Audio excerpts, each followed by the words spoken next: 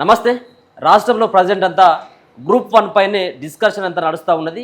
Group 1 సంబంధించినటువంటి పరీక్షల నుంచి మరో పక్కన మనం రాసినటువంటి మెయిన్స్ వరకు కూడా అక్రమాలు జరిగినాయని చెప్పేసి చాలామంది ఆరోపిస్తూ ఉన్నారు.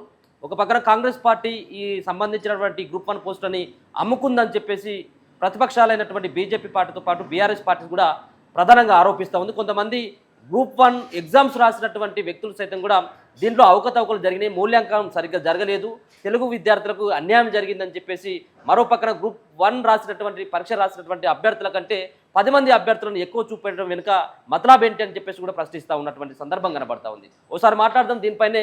మనతో పాటు కాంగ్రెస్ పార్టీ అధికార ప్రతినిధి చెనగాని దయాకర్ అన్నతోటి. అన్న నమస్తే.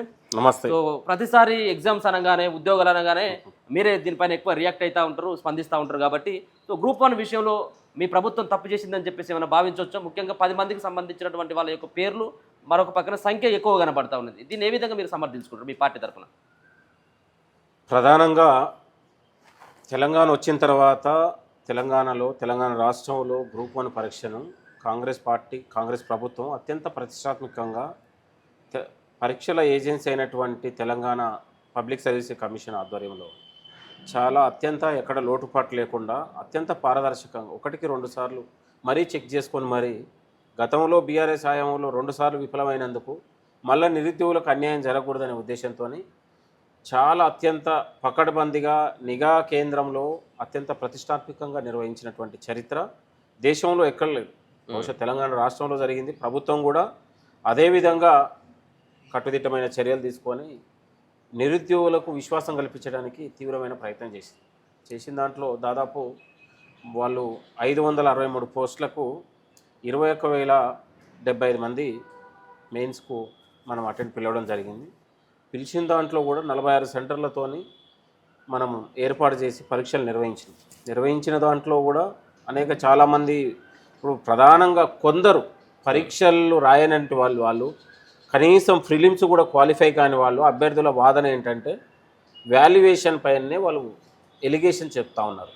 వాల్యుయేషన్ సరిగ్గా జరగలేదు, జరిగిన దాంట్లో కూడా పేర్లను చూసి మార్కులు వేశారని ఒక నీచమైన ఆరోపణలు చేస్తూ ఉన్నారు. బహుశా అది ఎక్కడ కూడా ఉండదు. ఇప్పుడు మనము ఇలా జేఈ మెయిన్స్ కావచ్చు, లేకపోతే ఎంసెట్ కావచ్చు, అన్నిట్లో రావచ్చు, పేర్లతో ఉంటుంది. కానీ ఎక్కడ కూడా ఆ కల్చర్ లేదు, అక్కడ కూడా ఎక్కడ ఉండదు. టీచర్ దిద్దే వాళ్ళకు వీళ్ళు ఒక నీచంగా మార్కులను చూసి రెడ్డి కాబట్టి రెడ్డి వాళ్ళే 200 మంది సెలెక్ట్ అయ్యారు, ఒకే సెంటర్లో 70 మంది సెలెక్ట్ అయ్యారు, కోటి ఉమెన్స్లో సెలెక్ట్ అయ్యారు, 18-19 సెంటర్లో మరి కొంతమంది సెలెక్ట్ అయ్యారు, ఒకే సెంటర్లో 200 మంది మెరిట్ వచ్చింది. ఇట్లా రకరకాల ఆరోపణలు లేని, ఆధారాలు లేని, వాస్తవాలు లేకుండా గుడ్డిగా మాట్లాడుతూ ఉన్నారు. మాట్లాడే దాంట్లో కూడా కొందరు వాళ్ళు మాట్లాడే వాళ్ళు సమాజం ఏంటో వాళ్ళు కూడా గమనిస్తూ ఉన్నారు.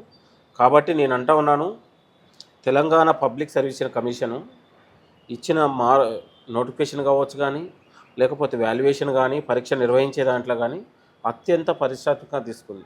వీళ్ళు చేసినటువంటి ఆరోపణలు ఏదైతుందో మళ్ళీ 1-2 సార్లు కూడా మూల్యాంకనం కావచ్చు మళ్ళీ అవకాశం ఇచ్చింది.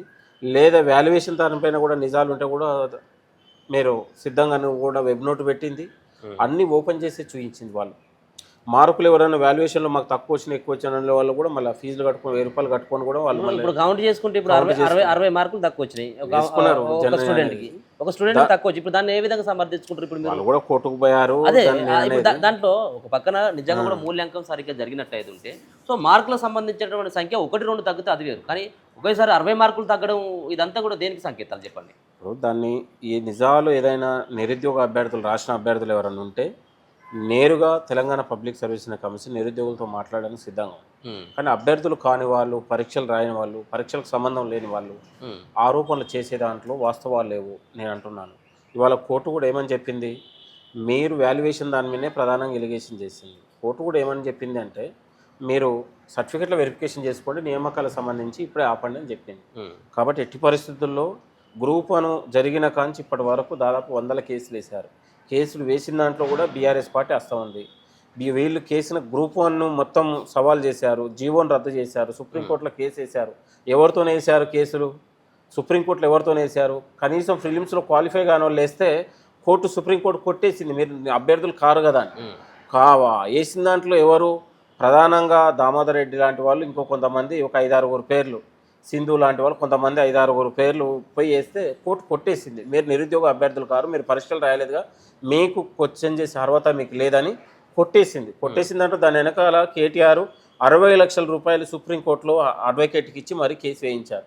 కేసు వేయించిన దాంట్లో గ్రూప్ 1 మొత్తం రద్దు చేయాలని వేశారు. మీరు గ్రూప్ 1 రద్దు ఎట్లా చేస్తారంటే వీళ్ళు జీవో నెంబర్ 29 సవాల్ చేయకుండా సవాల్ చేస్తూనే గ్రూప్ 1 రద్దు చేయాలని ఇచ్చారు. చేసినంటే క్వాలిఫై కాని వాళ్ళే దీన్ని రాద్ధాంతం చేస్తారు. 500 మంది 63 మంది ఎవరైతే నిజాయితీగా ఈ ప్రభుత్వం కానీ తెలంగాణ పబ్లిక్ సర్వీస్ కమిషన్ ఏదైతే అవకాశం ఇచ్చిందో వాళ్ళు చదువుకొని మెరిట్ వల్ల అవకాశం వచ్చింది. నేను అంటున్నాను, ఒకటే ఎగ్జాంపుల్ చెప్తా ఉన్నాను. ఇవాళ నారాయణ శ్రీ చైతన్య ఐఏఎస్ అకాడమీలో డిగ్రీ పిల్లలు, ఇంటర్మీడియట్ అయిపోయిన డిగ్రీ పిల్లలు ఎంత షార్ప్గా ఉన్నారో మీరు చూడండి. ఇదే ఇప్పుడు గ్రామీణ ప్రాంతాల్లో డిగ్రీ చేసిన విద్యార్థులకు కూడా 900-800 మార్కులు వచ్చే వాళ్ళు కూడా ఉన్నారు. కానీ వాళ్ళకంటే ఈ ఐఏఎస్ అకాడమీ నుంచి వచ్చిన పిల్లలకు ఇవాళ ఉస్మాన్ యూనివర్సిటీలో జర్నలిజంలో వాళ్ళే టాప్. ప్రతి పీజీ దాంట్లో టాప్ 1, టాప్ 3, టాప్ 10 మార్క్స్ ర్యాంకులు వాళ్ళకే వస్తున్నాయి. ఎందుకు వస్తున్నాయంటే వాళ్ళకు డిగ్రీ స్థాయి నుంచే, ఇంటర్మీడియట్ నుంచే ఈ యొక్క మొత్తం తెలంగాణ హిస్టరీ కావచ్చు, పబ్లిక్ అడ్మినిస్ట్రేషన్ అన్ని సబ్జెక్టులలో వాళ్ళకు ఐఏఎస్ అకాడమీకి సంబంధించి దాంట్లో వాళ్ళ కోచింగ్ ఉంది కాబట్టి వాళ్ళకు పూర్తి అవగాహన ఉంది కాబట్టి బ్యాక్గ్రౌండ్ కూడా ఇంగ్లీష్ మీడియం బ్యాక్గ్రౌండ్తో పాటు వాళ్ళకి సబ్జెక్ట్ ఉంది కాబట్టి వస్తుందంటే వాళ్ళు చదివిన కాబట్టి వస్తుంది. తెలుగు మీడియం విద్యార్థులకు అన్యాయం జరిగింది అన్నటువంటి ఆ వాదనలో అవాస్తవం లేదా? వాళ్ళు చేసే తెలుగు మీడియం వాళ్ళు చేసే అభ్యర్థి దాంట్లో కూడా పూర్తిగా ఆధారాలు లేవు, అశాస్త్రీయంగా మాట్లాడుతూ ఉన్నారు. ఇవాళ తెలంగాణ బుక్ రాసినటువంటి తెలంగాణ ఉద్యమ చరిత్ర రాసినట్టు ఎస్ రాజు అనే ఒక ఆయన కూడా తెలంగాణ ఉద్యమ చరిత్ర పుస్తకం రాశాడు. దీన్ని ఎవరు మాట్లాడుతూ? కరీం మాట్లాడతాం. కరీం కూడా తెలంగాణ హిస్టరీనే ఆయన చెప్పేది కూడా, తెలంగాణ ఉద్యమ చరిత్ర చెప్తారు ఆర్ట్స్ రేట్లో. వీళ్ళందరూ ఏంటి, ఎస్ రాజుకి ఇంత అవగాహన ఉన్న ఎస్ రాజుకు 46-47 మార్కులు వచ్చినాయని మాట్లాడతారు.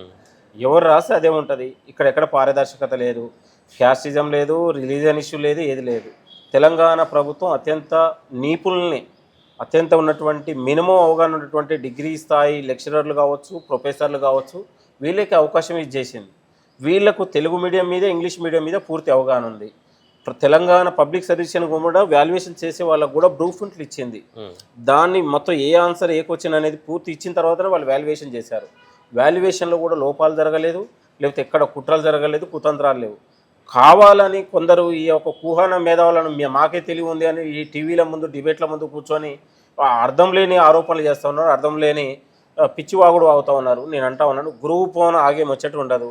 అత్యంత పారదర్శకంగా జరిగింది. తెలంగాణలో నిరుద్యోగ యువతకు విశ్వాసం కల్పించేందుకు ఈ ప్రభుత్వం ఉంది. బీఆర్ఎస్ ఆయంలో లాగా పొట్లాలు కట్టుకొని బఠానీలకు లేకపోతే బొంగులు పుట్నాలకు లాగా అమ్ముకొని ఇలా బజార్లలో అమ్మినటువంటి చరిత్ర కాంగ్రెస్ ప్రభుత్వం చేయట్లేదు. మీరు గుర్తుపెట్టుకోండి. ఆల్ టికెట్ల మీద ఆ క్యాస్ట్ మెన్షన్ చేయాల్సినటువంటి, అవునండి, ఇప్పుడు తెలంగాణ దీన్ని కూడా అడిగారు, ఎందుకు మెన్షన్ చేయాలి దాని భద్రత కోసం, వాళ్ళకు ఒక ఈజీ మెథడ్ కోసం. టీజీపీఎస్సీ దాన్ని కూడా అడిగింది.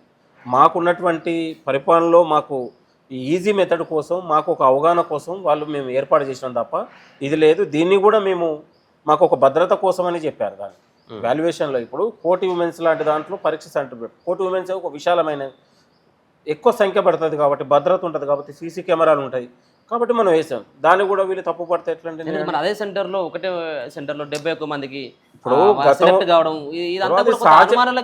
సహజమే కదా. అందరూ చదివిన ఉన్నటువంటి 45 సెంటర్లో నేను అంటున్నా, టీవీ డిబేట్ల ముందు లేకపోతే ఈ ఫిలిమ్స్లో కొందరు 4-5 ఈ ఎవరైతే మాట్లాడుతారో మేము నిరుద్యోగులమని 4-5 ఫిలిమ్స్ క్వాలిఫై కాకుండా ఈ బీఆర్ఎస్ పార్టీతో అంటగాగినటువంటి ఒక 3-4 రోజు మాట్లాడుతారు కదా. దాని మీద జరిగినటువంటి వాటి నేను ఈ 3-4 బ్యాచ్ ఉంటారు కదా, అసలు పరీక్ష కేంద్రాలలో 1 by 1 ఉంటే ఎట్లా చూసి రాస్తారో, ఎట్లా రాస్తారో, అసలు ప్రిలిమ్స్లో మెయిన్స్ ఎగ్జామ్కు ఎట్లా రాస్తారో వాళ్ళు చెప్పమనండి.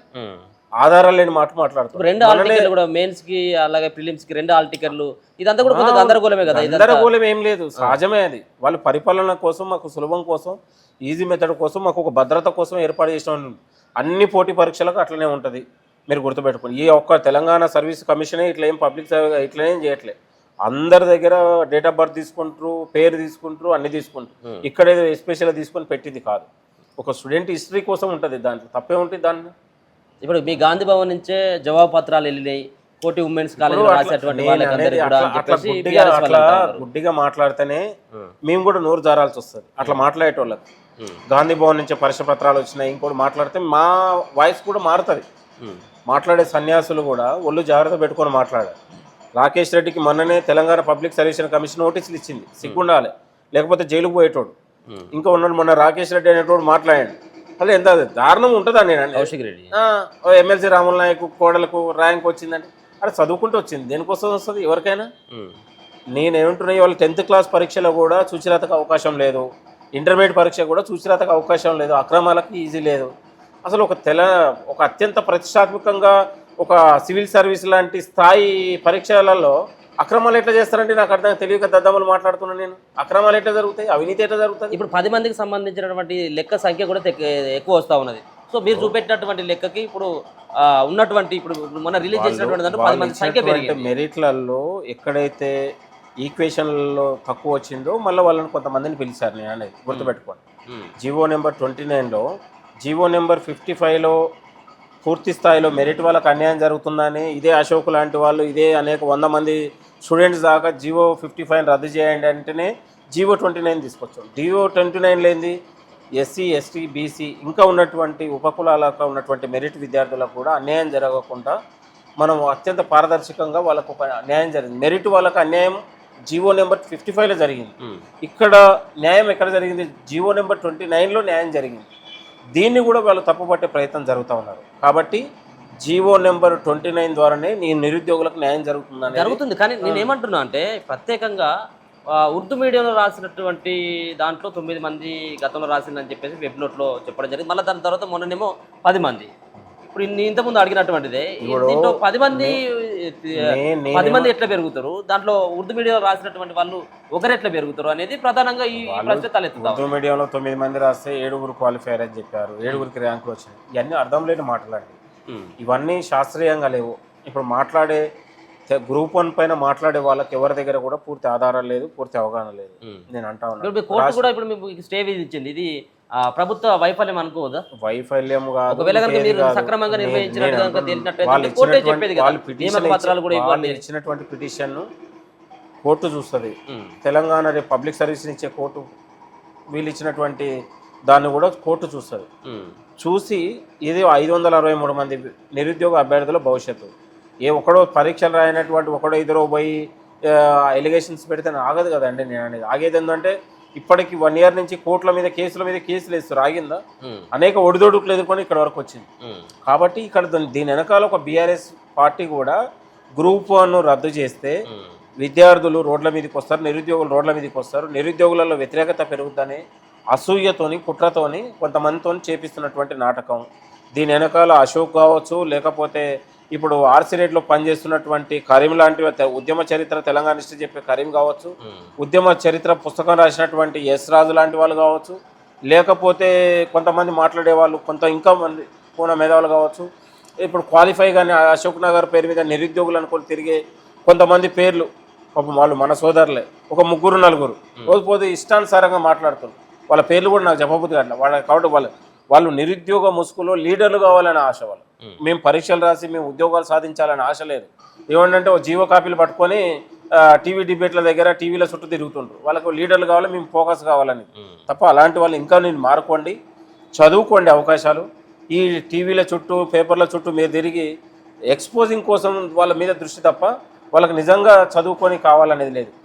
నిరుద్యోగం ముసుకుంటుంది కానీ చదువుడు ఉండదు, పరీక్షలు రాసి ఉండదు. రాసిన పరీక్షల్లో వాళ్ళు కనీసం ఫిలిమ్స్ కూడా క్వాలిఫై గారు. ఒక 3-4-5 ఈ లంపెన్ గ్యాంగ్ తయారైంది, ఒక 5 గ్యాంగ్ తయారై దీన్ని ఒక తప్పుడు ప్రాపగాండ చేస్తూ ఉంది. మీరు అశోక్ నగర్ పోండి, ఇంకో దగ్గర పోండి, ఈ నిరుద్యోగ యువకులు కానీ లేకపోతే పరీక్షలు రాసినట్టు వాళ్ళు కానీ అత్యంత ఈ ప్రభుత్వం తీసుకునే నిర్ణయాల పట్ల, పబ్లిక్ సర్వీస్ తీసుకునే నిర్ణయాల పట్ల చాలామంది అప్రిషియేట్ చేస్తూ ఉన్నారు దీన్ని. వాళ్ళు ఎందుకంటే ప్రభుత్వం చాలా చట్టబద్ధంగా వ్యవహరిస్తూ ఉంది, పారదర్శకంగా వ్యవహరిస్తూ ఉంది. గతంలో ఎప్పుడు ఈ కల్చర్ లేదు కదా. ప్రతి పరీక్షలలో నిరుద్యోగులకు ఆందోళన ఉంటుంది కానీ ఇక్కడ లేదు కదా. కాబట్టి ఇంకా తెలంగాణలో రోజుకు ఇంకా దాదాపు 20,000 పోస్టులు భర్తీ కాబోతున్నాయి. ఇప్పటికి ఎస్ఐ కానిస్టేబుల్స్ కావచ్చు, లేకపోతే ఇప్పుడు ఆర్టీసీ కావచ్చు, లేకపోతే మెడికల్ కావచ్చు, ఇంకా ఉన్నటువంటి పోస్టులు భర్తీ కాబోతున్నాయి. మళ్ళీ మనకు నెక్స్ట్ కూడా గ్రూప్ 1 గ్రూప్ 2 లాంటిది కూడా జూన్ జూలై తర్వాత వస్తుంది. ఇవన్నీ కూడా నెక్స్ట్ జాబ్ క్యాలెండర్ ద్వారా కూడా ఇవి భర్తీ కాబోతున్నాయి. ఒక మంచి అవకాశం ఉంది. ప్రభుత్వం నిరుద్యోగ యువత కోసమే ఆలోచిస్తూ ఉంది. దయచేసి ఈ నిరుద్యోగులలో మట్టి కొట్టేటట్లు, నిరుద్యోగుల కళ్ళల్లో లేదా కాళ్ళల్లో కట్టబెట్టేటట్టు నిరుద్యోగుల మట్టి కొట్టే ప్రయత్నం దయచేసి కొందరిని చెప్తా ఉన్నారు. దీని వెనకాల కొంతమంది కోచింగ్ సెంటర్ల యజమానులే రెచ్చగొడతా ఉన్నారు. దీని వెనకాల కోచింగ్ సెంటర్లే ప్రాపగండ చేస్తూ ఉన్నారు. కాబట్టి దీన్ని తప్పకుండా నిరుద్యోగతో తిప్పికొట్టాలని కూడా కోరుతా ఉన్నాం. ఒక 4-5 వల్ల వ్యవస్థ అనేది ఆగదు. ఈ ఒక 2-3 ఈ కోచింగ్ సెంటర్ల యజమానులు పెట్టుబడి పెట్టి ఒక నకిలీ ఉద్యమాలు నిర్మించే మాత్రాన నిరుద్యోగ జీవితాలు ఆగదు. ఈ ప్రభుత్వం ఈ నిరుద్యోగ యువత కోసం, వాళ్ళ భవిష్యత్తు కోసం పాటుపడుతుంది. తెలంగాణ పబ్లిక్ సర్వీస్ కమిషన్ బుర్ర వెంకటేశం గారు ఆయన కూడా ఒక గ్రామీణ ప్రాంతాల నుంచి వచ్చినటువంటి ఒక నిరుపేద బిడ్డ. ఆయనకు నిరుద్యోగుల బాధలేందో తెలుసు, పేదవాడి బాధలేందో తెలుసు. కాబట్టి అత్యంత ప్రతిష్టాత్మకంగా తీసుకున్నటువంటి ఒక సవాలుగా తీసుకున్నటువంటి నిర్ణయాలు ఇవి. ఎక్కడ కూడా లోటుపాటు లేదు, ఎక్కడ కూడా అక్రమాలకు తావే లేదు, ఎక్కడ కూడా వాల్యుయేషన్లో కూడా ఎక్కడ కూడా పార్షియాలిటీ కానీ, రిజిలెన్స్ ఇష్యూ కానీ, క్యాస్ట్ ఇష్యూ కానీ ఇవన్నీ లేదు. వాళ్ళు మాట్లాడే అన్ని తప్పు తడకలు మాట్లాడుతూ ఉన్నారు టీవీలలో. అది తెలంగాణ సమాజం కూడా హర్షించట్లేదు. కాబట్టి నిరుద్యోగ యువకులారా, తెలంగాణ నిరుద్యోగ యువకులారా, ఈ మాయమాటలు, ఈ దళారి మాటలలో మీరు మోసపోవద్దు. మీరు గాలి కావద్దు, గందరగోళానికి కూడా గురి కావద్దు. మీకు ఏ సమాధానమైనా జవాబైనా చెప్పడానికి ప్రభుత్వం ఉంది. ఇక్కడ మీకు పబ్లిక్ సర్వీస్ కమిషన్ ఉంది. మీకు నిజంగా నిజాలు నివృత్తి ఉంటే మీరు వెళ్ళండి, మాట్లాడవచ్చు. ఇక్కడ మనం ఇక్కడ దాగుడు మూతలు ఎవరు ఏం కాదు. మీరు ఎవరైనా వెళ్ళొచ్చు, చైర్మన్ గారిని కలవచ్చు, లేదా సెక్రటరీ గారిని కలవచ్చు. మీకు ఏ డౌట్ ఉన్నా కూడా పరిష్కారం కూడా ఉంది. కాబట్టి ఈ గుడ్డిగా ఈ తప్పు తడకలతోని, అసత్యాలతోని, అబద్ధాలతోని గుడగాలు చేదో మీదేస్తే ఇదేదో అయింది, అక్కడ అక్రమాలు జరిగినట్టుగా, ఇక్కడ అక్రమాలు జరిగినట్టుగా, లేదా ఈ పరీక్షలలో చూసి రాసినట్టుగా, ఇక్కడ 70 మంది క్వాలిఫైర్, ఇంకో 70 మంది, ఇవన్నీ కాదు. మనం ఒక ఎడ్యుకేటెడ్ పీపుల్గా, ఎడ్యుకేటెడ్ స్టూడెంట్గా మీరు ఒక హైలీ 10 ఏళ్ళ నుంచి లేకపోతే 5-6 ఏళ్ళ నుంచి మీరు పూర్తిగా కాంపిటేటివ్ పరీక్షలలో ప్రిపేర్ అవుతున్నట్టు వాళ్ళు మీరే గుడ్డి వాటికి లేకపోతే బ్లైండ్ సమాధానాలకి మీరే గందరగోళం అయితే కొందరు ఇదే పనిగా పెట్టుకొని ఫోకస్ అయ్యే బ్యాచ్, కొందరు లంపెన్ గ్యాంగ్ ఏదైతే ఉందో 3-4 టీవీలలో మాట్లాడుకొని ఉన్నది లేనిది ఉన్నట్టుగా మాట్లాడితే ఇది సమాజం హర్షించదని కూడా కోరుతున్నాం. అందుకనే మొన్న బీఆర్ఎస్ నాయకుడు రాకేష్ రెడ్డి కూడా నోటీసులు ఇచ్చింది, తప్పైందనేది దాంతో చెప్పినట్టుంది. ఇంకా ఉన్నటువంటి ఎవరైనా మాట్లాడితే కూడా ప్రభుత్వం కానీ పబ్లిక్ సర్వీస్ని కూడా కమిషన్ ఊరుకునే లేదు. ఎందుకంటే వాళ్ళు రాత్రింబవళ్ళు అత్యంత ప్రతిష్టాత్మకంగా తీసుకున్నటువంటి, సవాలుగా తీసుకున్నటువంటి నిర్ణయం.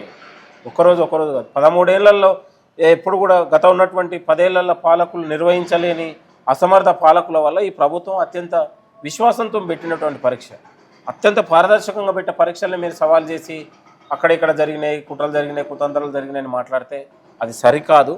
ఎవరైనా ఈ దాంట్లో తెలివైన వారికి, మెరిట్ గల వారికి, చదువుకున్న వారికి అవకాశాలు వచ్చినాయి తప్ప అడ్డదారులలో ఇంకో వాళ్ళకి ఇది సవాలే లేదు. వచ్చిన 563 మంది అత్యంత ప్రతిభావంతులకి అవకాశాలు వచ్చినాయి, మెరిట్ వాళ్ళకి అవకాశాలు వచ్చినాయి. దాంట్లో ఎక్కడ కూడా తప్పేం లేదు. ఈ గ్రూప్ 1 అనేది చాలామంది కొందరు ఎదురు చూస్తూ ఉన్నారు. గోతికా నకలాగా ఆగిపోతే మా పంట పడుతుంది, ఆగిపోతే మాకు ఒక ధర్నాల అవకాశం వస్తుంది, లేకపోతే ఇంకోటి వస్తుంది, ఇంకోటి. కానీ గ్రూప్ 1 అనేది ఆగదు. ప్రభుత్వం రాష్ట్ర ముఖ్యమంత్రి గారి చేతుల మీదుగా 563 మందికి పత్రాలు ఇవ్వబోతూ ఉంది. వాళ్ళు తెలంగాణ ప్రజాపాలనలో భాగం కాబోతూ ఉన్నారు. మళ్ళీ కూడా నోటిఫికేషన్లు ఈ ప్రభుత్వం వేస్తూ ఉంది. నిరుద్యోగుల జీవితాల్లో వెలుగులు నింపే ఈ ప్రభుత్వం ఒక్క ఏడాదిలోనే 60,000 ఉద్యోగాలు ఇచ్చినాం. మళ్ళీ ఏడాది రాకముందే మళ్ళొక 50,000 ఉద్యోగాలు ఈ ప్రభుత్వం ఇచ్చే ప్రయత్నం జరుగుతుంది. కాబట్టి ఇది నిరుద్యోగుల నిర్మూలన దిశగా సాగుతున్నటువంటి ఒక యుద్ధం. ఈ ప్రభుత్వం ఇవాళ జపాన్ పోయినా, దావోస్ పోయినా, ఇంకో దగ్గర పోయినా ఈ నిరుద్యోగ యువత కోసం ఈ రాష్ట్ర ముఖ్యమంత్రి గారు పాటుపడుతూ ఉన్నారు. నిరుద్యోగ యువతకు ఉద్యోగాలు ఇవ్వాలని రాష్ట్ర ముఖ్యమంత్రి గారు ఆలోచన చేస్తూ ఉన్నారు. ఇవాళ ప్రైవేట్ రంగమైనా, ప్రభుత్వ రంగమైనా, ఒకవైపు స్కిల్ యూనివర్సిటీ అయినా, ఒకవైపు ఇండస్ట్రియల్ రంగమైనా, ఇంకో రంగమైనా ఎవరి కోసం ఈ ప్రభుత్వం తెలంగాణ యువత కోసం. అందరూ ప్రభుత్వ ఉద్యోగాలలో ఉద్యోగాలు రావాలని లేదు. కొందరు ప్రైవేటు ఉద్యోగాలకు పోతారు, కొందరు సాఫ్ట్వేర్ ఉద్యోగాలకు పోతారు, కొందరు ఇండస్ట్రియల్ ఉద్యోగాలకు పోతున్నారు. కాబట్టి అన్ని రంగాల్లో తెలంగాణ యువతకు ఉద్యోగాలు ఇవ్వాలనే ఆలోచన ఈ ప్రభుత్వం చేస్తూ ఉంది. గత పాలకులలో ప్రధానంగా నష్టపోయింది తెలంగాణ యువకులు, తెలంగాణ నిరుద్యోగులు. కాబట్టి ఈ ప్రభుత్వం రాగానే 9% 11% ఉన్నటువంటి నిరుద్యోగ రేటింగ్ దాదాపు అమంతంగా మనం 6% తీసుకొచ్చినాం. ఎందుకంటే తెలంగాణలో నిరుద్యోగ నిర్మూలనకు నిరుద్యోగ సమస్య లేని రాష్ట్రంగా ఈ ప్రభుత్వం తీర్చిదిద్దాలనేది. డిగ్రీ చదివినటువంటి నిరుద్యోగి ఉద్యోగం ఇవ్వాలనే ఆలోచన ఈ ప్రభుత్వం చేస్తూ ఉంది. కొందరు మంది పిడికెడు మంది కావాలనుకొని తప్పుడు తడకలు చేసి ప్రభుత్వం పైన లేకపోతే సర్వీస్ కమిషన్ల పైన ఇంకోరి పైన ఆరోపణలు చేస్తే ఇది ఖబర్దార్, ఇది మంచి పద్ధతి కాదు. అందరికీ జీవితాల్లో వెలుగులు నింపాలనే ఆలోచనతో కుల మత భేదం ఏది లేకుండా ఒక రాష్ట్రం ఉన్నటువంటి అభివృద్ధి చెందాలనే ఆలోచనతో ముందుకెళ్తున్నటువంటి ఒక విశాల వేదిక ఉన్నటువంటి ఒక ప్రజాస్వామ్య వేదికతోని ఈ ప్రభుత్వం పోతుంటే కొందరు కావాలనే విషం కక్కుతూ ఉన్నారు, విషపూరితమైనటువంటి వ్యాఖ్యలు చేస్తూ ఉన్నారు, తప్పు ప్రచారం చేస్తూ ఉన్నారు. మొన్నగాక నేను కవిత గారు కూడా గ్రూప్ 1 రద్దు చేయాలన్నమాట. ఆమెకు గ్రూప్ 1 గురించి ఈక తెలియదు, తోక తెలియదు. పాడి కౌశిక్ రెడ్డి ఈక తెలియదు. వీళ్ళు ఏమన్నా నిరుద్యోగ అభ్యర్థుల? వీళ్ళకి ఏం అవగాహన ఉంది? వీళ్ళు నిరుద్యోగుల గురించి మాట్లాడే నైతిక అర్హత అండి? వీళ్ళ హయాంలోనే కదా లీకేజీలు అయింది, ప్యాకేజీలు అయింది. సింగరేణి ఉద్యోగాలు అమ్ముకున్నది కవిత కాదా? మేము అంటున్నాం. గతంలో ఏఈ పోస్టులు అమ్ముకున్నది కవిత కాదా అని అంటున్నాం మేము. వీళ్ళ హయాంలో నిరుద్యోగుల పొట్టలు కొట్టి నిరుద్యోగ జీవితాల్లో చెలగాటమాడి వాళ్ళ పాలనలో నిరుద్యోగ కళ్ళల్లో రక్తాలు వచ్చినాయి కదా. నిరుద్యోగ జీవితాల ఆత్మహత్యలకు ఎవరి హాయంలో అయినాయి? బీఆర్ఎస్ హాయంలో కదా. ఈరోజు వచ్చే నిరుద్యోగుల గురించి ముసలి కన్నీరు ఎందుకు అరుస్తూ ఉన్నారు? మళ్ళీ ఒక ఉద్యమం కోసం నిరుద్యోగులు రోడ్ల మీదకి వస్తే మేము చలిగాసుకోవాలనే ఆలోచనతో మాట్లాడుతూ ఉన్నారు. మీరు నిరుద్యోగులకు ద్రోహం తలపెట్టిన వాళ్ళు, నిరుద్యోగ ఆత్మహత్యల కారకులైన వాళ్ళు ఇవాళ నిరుద్యోగుల గురించి మాట్లాడుతున్నారు. పాడి కౌశిక్ రెడ్డికి ఏం సంబంధం అండి? రాకేష్ రెడ్డికి ఏం సంబంధం అండి? కేటీఆర్కి ఏం సంబంధం అండి? నిరుద్యోగ లీకేజ్ దాంట్లో మీరు ప్రధానం ఆరోపణలు ఎదుర్కొన్న వాళ్ళు. మీ పిఏ ఉద్యోగాలు అమ్ముకుండా నీ గ్రూప్ 1 లీకేజ్లో నీ పిఏ ఉండనేది కదా ప్రధాన ఆరోపణలు చేసింది. నీ పార్టీలో ఉన్నటువంటి ఆర్ఎస్ ప్రవీణ్ కూడా ఆరోపణలు చేశారు కదా. కావాలంటే మా దగ్గర వీడియోలు ఉన్నాయి. ఇవాళ మాట్లాడితే ఎట్లా నాకు అర్థం కాకడప. బరాబరు నిరుద్యోగుల కోసం ఈ ప్రభుత్వం ఉంది. రాష్ట్ర ముఖ్యమంత్రి గారు ఆనాడు పిసిసి అధ్యక్షుడిగా నిరుద్యోగుల పోరాట పక్షాన నిలిచింది కాంగ్రెస్ పార్టీ. నిరుద్యోగుల పోరాటం వెనుక కాంగ్రెస్ పార్టీ నిరుద్యోగులు కాపాడుకుంది. ఆనాడు బీఆర్ఎస్ సాయంలో కేసులు అయితే లేకపోతే జైల్లో పోతే నిరుద్యోగులు కాపాడుకొని కేసులు మనం లేకుండా చేసుకొని మనం కాపాడుకుంది. కాబట్టే కదా ఈ ప్రభుత్వం ఇంత అత్యంత పారదర్శకంగా, అత్యంత ప్రతిష్టాత్మకంగా, అత్యంత విశ్వాసంతో కదా ఈ ప్రభుత్వం పనిచేసేది. ఇవాళ మీరు మాట్లాడతారు పొద్దున్న లేస్తే గ్రూప్ 1 మాట్లాడే సన్యాసి ఎవడైనా మాట్లాడుతూ ఉన్నాను. మీరు గన్ పార్క్ దగ్గరకు వచ్చినా, ఆర్ట్స్ కళాశాల దగ్గరకు వచ్చినా, లేకపోతే మీరు అశోక్ నగర్ దగ్గరకు వచ్చినా మేము రావడానికి సిద్ధంగా ఉన్నాం. ఏ ఒక్కడు కూడా ఆధారాలతో రావండి. ఆధారాలు బయట పెట్టండి. ఎవడన్నా మీరు పారదర్శకంగా మాట్లాడండి. గుడ్డిగా మాట్లాడుతూ ఉన్నారు. కళ్ళు లేని కబోదులాగా, గుడ్డి చెవిటి లేని ఏమంటారుగా, చెవులు లేని ఏమంటారుగా, ఇలాంటి మాటలు మాట్లాడుతూ ఉన్నాం. ఎవరికి గ్రూప్ 1 మీద అవగాహన లేదు, ఏం లేదు. ఎవడు ఆ ఫెయిల్ అయినటువంటి 2-3 బ్యాచ్ చెక్కులు పెడితే వీళ్ళు ఏదో ఇదైతే ఉన్నారు. దీని వెనకాల ఉన్నటువంటి కోచింగ్ సెంటర్ల యజమానులు ఉన్నారు. మళ్ళొకసారి మేము ఏదో ఇదైతే మాకు డబ్బులు వస్తాయి కదా, మళ్ళొకసారి మా కోచింగ్ సెంటర్లో పంట పంతదని. నిరుద్యోగుల జీవితాలు నిలబెట్టడానికి మేము ఉన్నాము. నిరుద్యోగుల భవిష్యత్తులు చెడగొట్టే పని వాళ్ళు చేస్తూ ఉన్నారు కొందరు. ఖబర్దార్, మీరు ఎవడైనా నిరుద్యోగుల పరీక్షలలో మీరు ఇంకా ఉన్నటువంటి కుట్రలు చేసే ప్రయత్నం జరిగితే తప్పకుండా మాలాంటి వాళ్ళం ఇట్లనే మాట్లాడతాం, వాళ్ళ పక్షాన్ని ఉంటాం, నిరుద్యోగుల పక్షాన్ని ఉంటాం. నిరుద్యోగుల భవిష్యత్తు కోసం మేము మాలాంటి వాళ్ళం పాటుపడతాం. ఈ ప్రభుత్వమే నిరుద్యోగ నిర్మూలన కోసం పాటుపడతా ఉంది. ఇంకెవడైనా ఈ పరీక్షల పైన లేకపోతే నియంత్రణ పైన, పరీక్ష పేపర్లపై ఎవడైనా మాట్లాడితే మాత్రం తస్మత్ జాగ్రత్త అంటా ఉన్నాం. ఎక్కడికైనా వస్తాం మేము మాట్లాడడానికి. కాబట్టి మాట్లాడేవాడు ఎవడైనా ఉంటే ఆధారాలతో మాట్లాడాలని కూడా నేను హెచ్చరిస్తా ఉన్నాను. ఖబర్దార్, మీరు దయచేసి ఈ 563 మంది నిరుద్యోగ అభ్యర్థులు ఎవరైతే రేపు ఉద్యోగాలు సాధించి ఈ ప్రజాపాలనలో భాగం అవుతారో, ఎక్కడ కూడా కుట్రలు ఉండవు, కుతంత్రాలు ఉండవు. ఈ పరీక్షల పైన ఇంకా మళ్ళీ వస్తాయి. చాలామంది మీరు ఈ పరీక్ష పేపర్లో మీరు నెక్స్ట్ ఈ పోటీ పరీక్షలకు మీరు అందరూ సిద్ధంగా అండి. ఈ ప్రభుత్వం మళ్ళీ అవకాశాలు ఇవ్వడానికి సిద్ధంగా ఉంది. ఓకే, సో ఇది మొత్తానికైతే మాత్రం చెనగాని దయాకర్ గారు అయితే చెప్తా ఉన్నారు. కావాలని చెప్పేసి కొంతమంది ప్రభుత్వాన్ని బదనం చేసేటువంటి ప్రయత్నం చేస్తూ ఉన్నారు. ఒక పక్కన నిరుద్యోగుల మధ్యలో ఉన్నటువంటి చిచ్చు రేపేటువంటి ప్రయత్నం చేస్తూ ఉన్నారు. గత 13 సంవత్సరాల్లో నిర్వహించలేనటువంటి గ్రూప్ పోస్టులని ఇప్పుడు ఉన్నటువంటి ప్రభుత్వం భర్తీ చేయడం నచ్చక ఇప్పుడున్నటువంటి ప్రతిపక్ష పార్టీలో ఉన్నటువంటి బీఆర్ఎస్ పార్టీ తెర వెనుక ఉండి నాటకాలు చేపిస్తూ ఉంది. ఇక్కడ ఉన్నటువంటి మాట్లాడేటువంటి గ్రూప్ 1లో అవకతవకలు జరిగినాయి అన్నటువంటి అంశాన్ని ఎవరైతే ప్రస్తావిస్తూ ఉన్నారో వీళ్ళ వెనకాల ఖచ్చితంగా కూడా గులాబీ పార్టీ నేతల యొక్క హస్తంతో వాళ్ళ యొక్క కనసనంలోనే వాళ్ళు ఆరోపణలు చేస్తూ ఉన్నటువంటి అభిప్రాయాన్ని చెనగాని దయాకర్ గారు అయితే చెప్తాను. చూస్తూనే ఉండండి మనతో వెలుగు.